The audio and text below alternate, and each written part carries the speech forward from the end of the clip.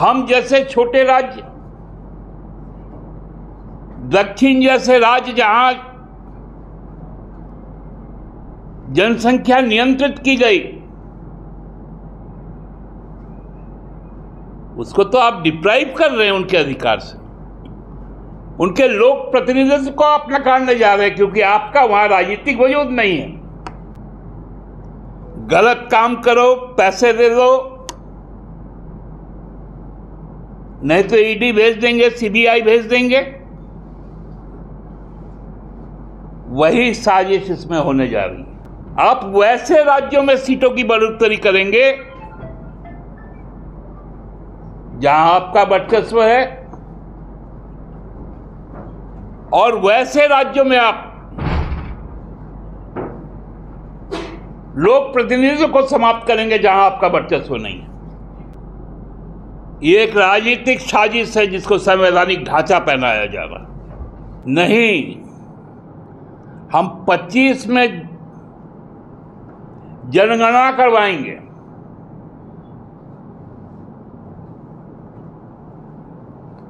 और 24 के चुनाव में और चुनाव के बाद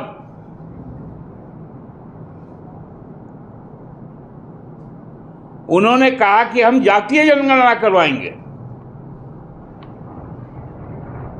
तब ये आरक्षण को लागू करेंगे। जो आपने बड़ी सभा बनाई 824 लोगों के बैठने की, उसको आपको भरना, ये साजिश है परिसीमा। झारखंड की आवाज यूट्यूब न्यूज चैनल को सब्सक्राइब जरूर करें, लाइक, कमेंट और शेयर करना ना भूलें। आप सबको सबसे पहले बांग्ला नववर्ष पहला बैशाख 1433 ঈশ্বর আপনাদের অনেক অনেক শুভকামना, शुभेच्छा, और ईश्वर से प्रार्थना है कि आप सब स्वस्थ रहें, समृद्ध रहें, और आगामी दिनों में और भी आप उन्नति के रास्ते में आगे बढ़ें। विश्व शांति हो, यही हम सबकी कामना है। हमारा जो बजट सत्र बीता 19वीं लोकसभा का, उसका एक एक्सटेंडेड 3 दिनों का सत्र कल से आहूत है, जिसमें 121वां संविधान संशोधन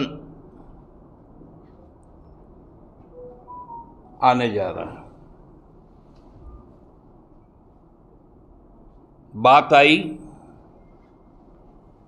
कि दिसंबर 23 में जो महिला आरक्षण विधेयक आया था,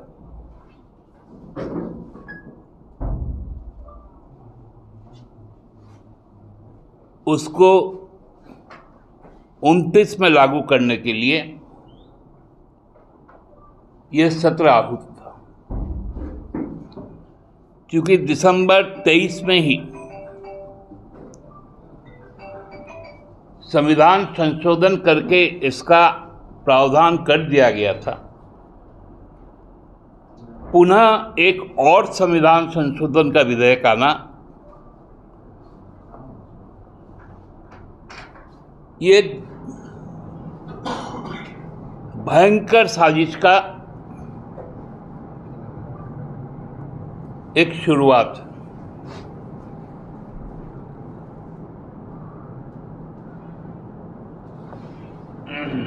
दिसंबर 23 में जब संसद में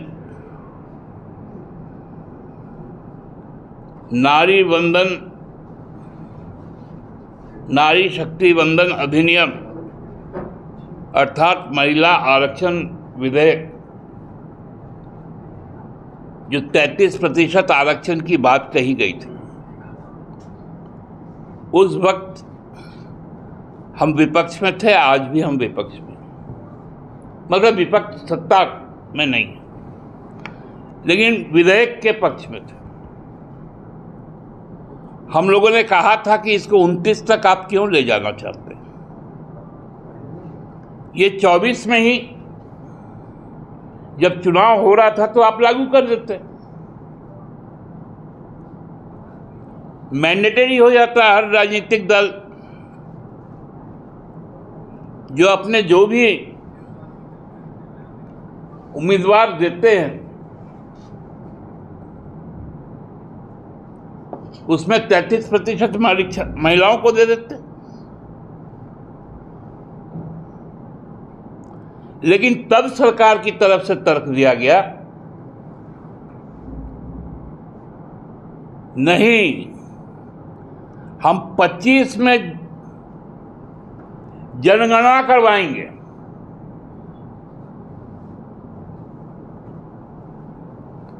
और 24 के चुनाव में और चुनाव के बाद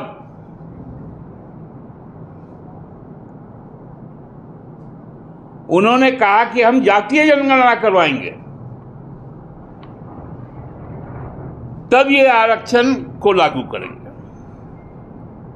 बड़ी अच्छी बात है। हमने कहा कि हम तो चाहते ही थे कि जातीय जनगणना हो,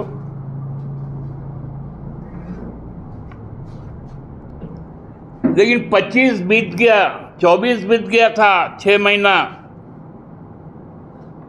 25 का 12 महीना बीत गया, 26 का 1/3 महीना बीत गया। कहीं से भी जनसंख्या जो सेंसस होता है, जनगणना, इसकी बात आई क्या? तो फिर ये आरक्षण आप लागू कैसे करेंगे? करना आपको है कि आपको परिसीमन करना है।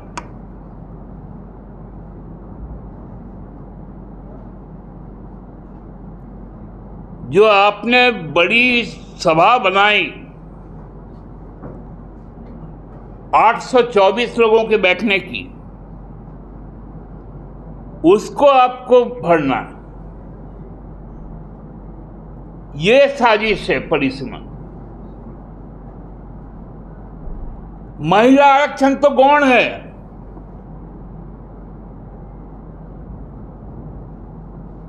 आप महिला आरक्षण देंगे, यदि जनसंख्या आपको मालूम नहीं है, इस देश में कितने आदिवासी हैं, जनजाति हैं, अनुसूचित जाति हैं, ओबीसी है,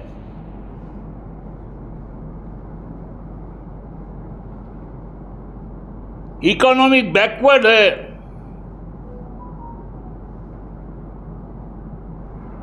तो फिर आप कैसे उनके बीच में बंटवारा होगा सीटों का? ये तो संविधान के ऊपर में फिर आघात हो जाएगा।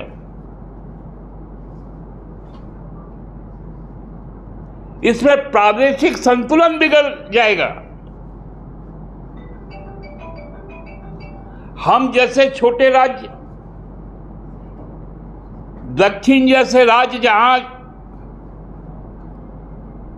जनसंख्या नियंत्रित की गई, उसको तो आप डिप्राइव कर रहे हैं उनके अधिकार से। उनके लोक प्रतिनिधित्व को आप नकारने जा रहे हैं, क्योंकि आपका वहां राजनीतिक वजूद नहीं है।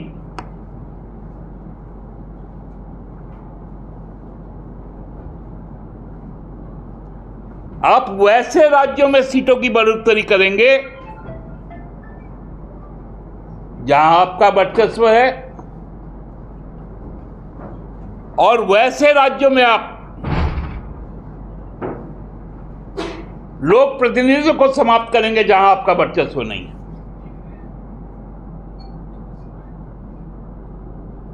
ये एक राजनीतिक साजिश है जिसको संवैधानिक ढांचा पहनाया जा रहा है। जैसे इलेक्शन बॉन्ड आया था ना पार्लियामेंट में, कि लीगल घुसखोरी किया गया था उसको,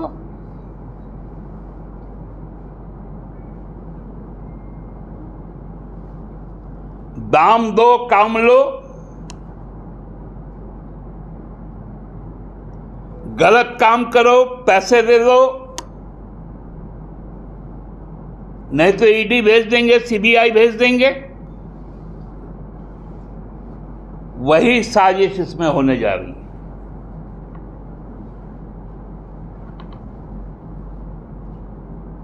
महिलाओं के साथ धोखा होने जा रहा है, और वो महिलाएं जो अनुसूचित जनजाति की है, अनुसूचित जाति की है, पिछड़े वर्ग की है, अति पिछड़े वर्ग की है, इकोनॉमिक वीकर सेक्शन की है, आप उनके रिप्रेजेंटेशन को नकारने जा रहे हैं। क्योंकि जिस प्रकार का चुनाव आयोग आज है, उसी तरह का आपका डिलिमिटेशन कमीशन भी आप बनाने जा रहे हैं।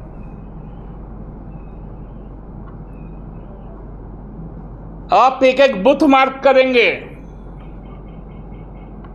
कि इस बूथ से हमारा वोट नहीं है, उस बूथ को आप बांट देंगे, कई टुकड़ों में बांट देंगे, गांव को बांट देंगे, टोले को बांट देंगे, मोहल्ले को बांट देंगे, जिलों को बांट देंगे। ये खतरनाक साजिश कल परसों नरसों पार्लियामेंट में होने जा रहा है। ये झूठा और फरेब, भाई सामने तो मई से मानसून सत्र आने वाला है। एक महिला मुख्यमंत्री से आप पश्चिम बंगाल में शक नहीं रहे, तो महिला ट्रम्प कार्ड खेलने जा रहे हैं। महिलाओं के प्रति क्या सोच है इस सरकार की? पश्चिम बंगाल को अपने शासनकाल में पहला मुख्य सचिव महिला मिला था। ये ज्ञानेश जी ने वो महिला मुख्य सचिव को भी उसके पद से हटाया। ये है ज्ञानेश जी और मोदी जी की सच्चाई, अमित शाह जी की सच्चाई। फिर भी बंगाल में हम लोग दिखाएंगे, हमारे नेता जा रहे बंगाल, हेमंत बाबू जा रहे बंगाल।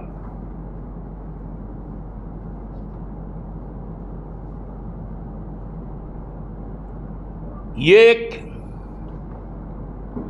संविधान को सामने करके, संसद को सामने करके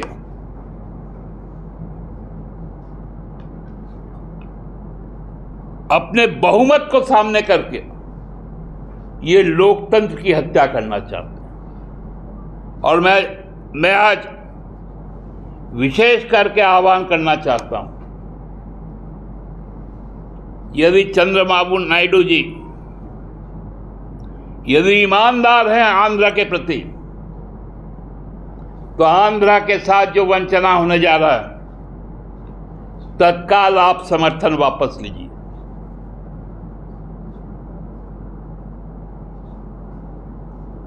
जिस प्रकार से नीतीश जी को अपमानित किया गया, 3 महीने में उनके नाम पर चुनाव जीतकर उनको ढकेल दिया गया। जदयू अपना समर्थन वापस ले, इस महिला विरोधी मानसिकता के कारण।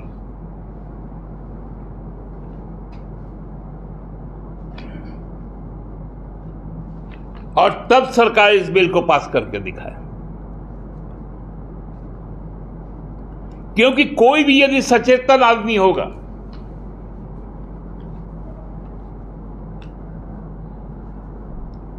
कोई भी राज्य यदि सचेतन होगा,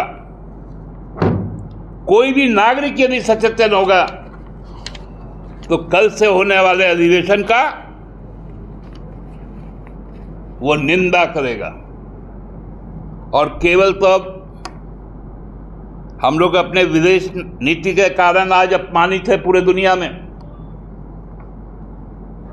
अब अंतर्देशीय राजनीति में भी जो हम दम भरते थे पूरे दुनिया में कि सबसे बड़ी लोकतंत्र है, सबसे बड़ा और मजबूत लोकतंत्र है, वो लोकतंत्र भी अब समाप्त होने जा रहा है। इसीलिए महिलाओं को सामने करके जो संविधान के साथ छेड़छाड़ होने जा रही है, लोकतंत्र को समाप्त करने का एक स्पष्ट खाका तैयार किया जा रहा है, उसका हम विरोध करते हैं। धन्यवाद। तो विरोध का क्या रहेगा स्वरूप? मतलब ये हम लोग तो सबसे पहले चाहते हैं कि जनसंख्या जनगणना हो, पॉपुलेशन सेंसस हो जिसमें जातीय जनगणना हो, तब जाके पॉलिसी बनो। कई रास्ते हैं, संसद के अंदर में भी हम